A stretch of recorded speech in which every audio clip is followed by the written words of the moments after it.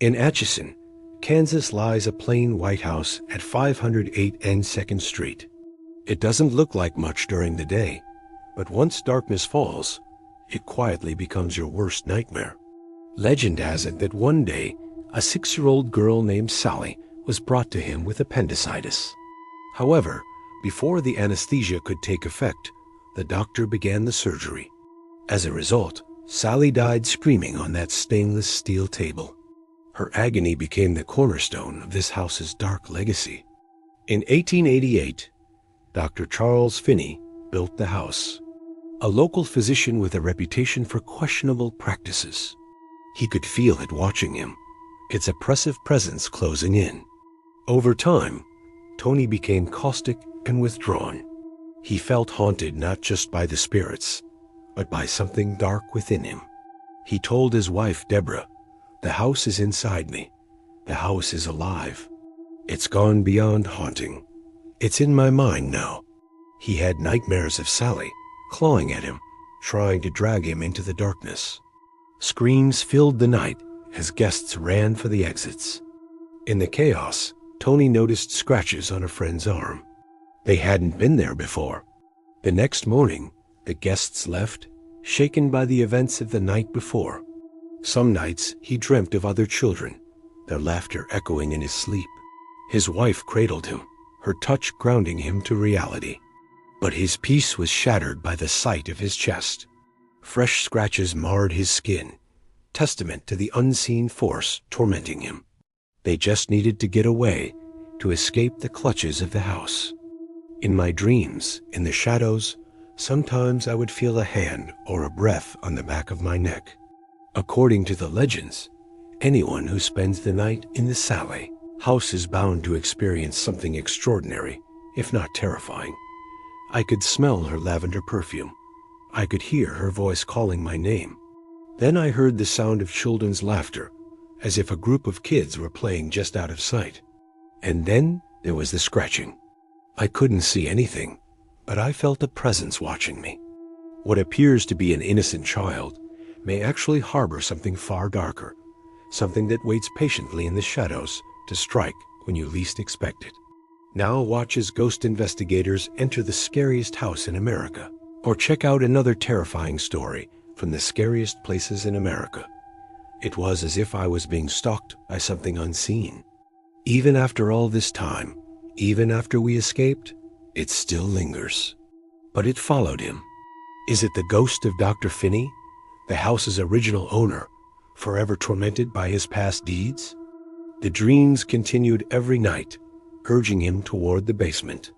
Each morning, he would wake up with new scratches, a constant reminder of the darkness that was invading his life. She was standing at the end of the hallway, they said, smiling, and I could see that she had no face.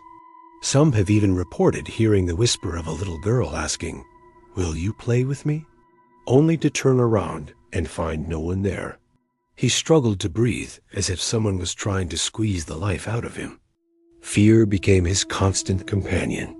Even in the daylight, he could sense danger lurking around every corner. He felt trapped, imprisoned by the relentless attacks, unsure how much longer he could endure. What did they mean?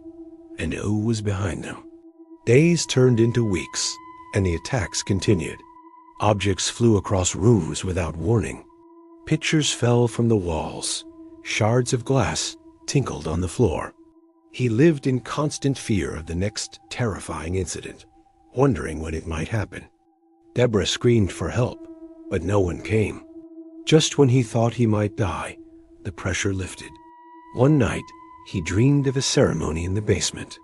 A cloaked figure was conducting some sort of ritual, chanting in a language that sounded ancient and terrifying. Suddenly, the figure turned, revealing a face that was both familiar and grotesque. Shaken and bruised, he crawled out of bed, his heart pounding in his chest. When he finally reached the bottom of the stairs, something happened. And by morning, more scratches appeared on his back. Reaching down, he felt the distinct imprint of a fingernail. Panic welled up inside him. Was he going crazy? Friends and family urged him to leave, but but he couldn't bear the thought of giving up his home without a fight.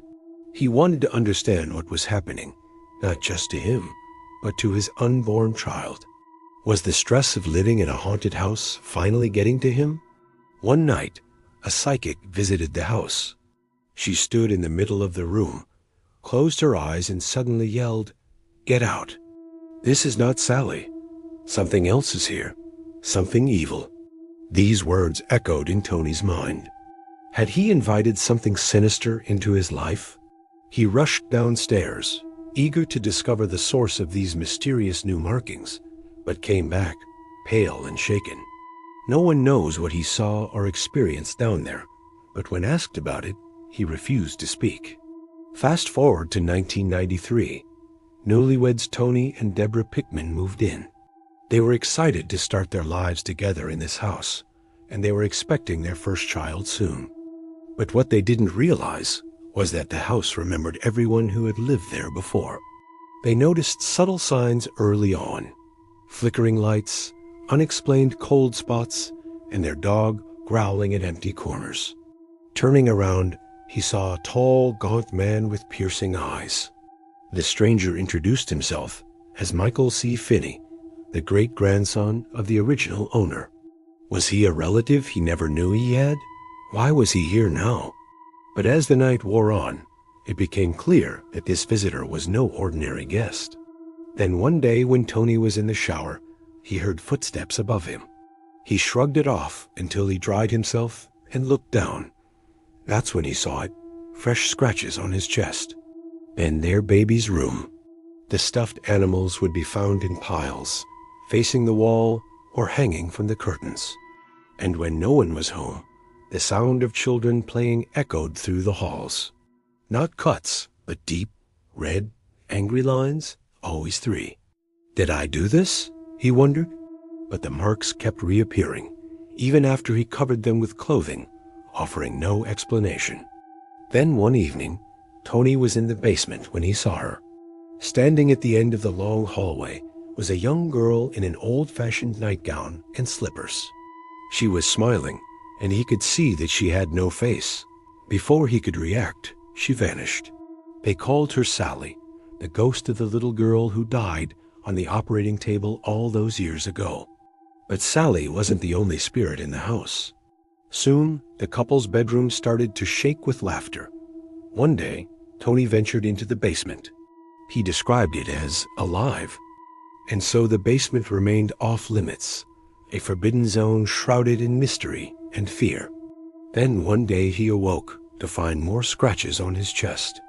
A wave of terror washed over him as he realized he might not be alone in this struggle. One evening, while hosting a party, Tony felt a hand on his shoulder.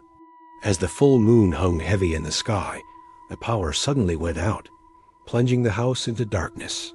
That's when things escalated. One night, Tony woke up choking in bed. Invisible hands felt around his throat. Then he saw it, a series of strange symbols carved into the wooden floorboards. They seemed ancient, alien, and terrifying. He grew distant, haunted by the feeling that something was growing stronger inside him, twisting his thoughts and fueling his nightmares. He woke up screaming, drenched in sweat. He could feel it seeping into his bones, corrupting him from within. Then one night, he had enough. Tony and Debra fled the house, leaving behind their furniture, crib, even their baby's belongings. Years later, Tony recounted, "It followed me." Today, the Sallie House welcomes visitors. They offer tours, ghost hunts, even overnight stays. And each year, stories of new hauntings emerge. One visitor recounted, "I felt a sudden drop in temperature, as if someone had opened a freezer door." Another guest described seeing the apparition of a young girl in an old-fashioned nightgown. In the dead of night, when the house is most active, many swear they've seen the shadow of a man with a lantern pacing the floors, searching for something or someone. So if you ever find yourself drawn to the Sallie House, be warned, the ghosts that dwell here are not always what they seem. If you feel a burning claw, don't answer her, because she's not there to play.